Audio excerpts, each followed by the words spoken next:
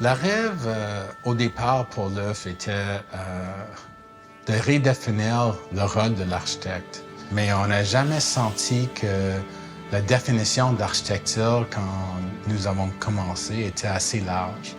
On construit la ville et la ville n'est pas juste architecture. Marc et moi, on a confondé l'œuf en 1992, donc ça fait notre 30e année. Et Marc Pédubiec et moi, on était des collègues dans la même classe à l'école d'architecture de McGill. Et finalement, en 92, Marc a dit, mais pourquoi pas lancer une pratique expérimentale? Et en même temps, on a reçu une bourse de Conseil des arts dans le temps 25 000 $ en 92. C'était assez d'argent pour avoir le courage à lancer un cabinet. On peut avoir tout un panel de partenaires qu'on va aller chercher, qu'on va aller écouter, qu'on va aller questionner pour enrichir notre développement de concept. Donc ça crée des équipes multidisciplinaires absolument fantastiques. Dans la vision du Benny Farm, on a voulu vraiment créer un lieu intimement social, culturel, local, de montrer et de donner un lieu physique que la population va toujours avoir un endroit où aller, où ils se sentent chez eux et qui donne toujours le grand sourire. C'est vraiment simple de même.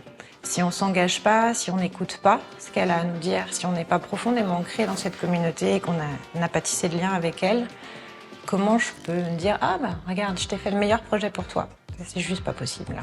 Les gens qui joignent à l'équipe, ils sont les gens qui ont cette idée innée. Ils veulent vraiment avoir un impact positif dans le monde. Le type d'employé qu'on attire, c'est des gens qui veulent penser de cette façon plus holistique. C'est incroyable parce que tu sais, l'âme, le cœur de ces gens, c'est vraiment de s'impliquer et ça nous donne un avenir très prometteur. C'est devenu une partie de moi, cette entreprise. Quand je suis allée sur leur site internet, parce que je cherchais un emploi, tous les premiers mots que j'ai lus, c'était toutes les valeurs que j'avais essayé de mettre dans mon diplôme, dans mes études.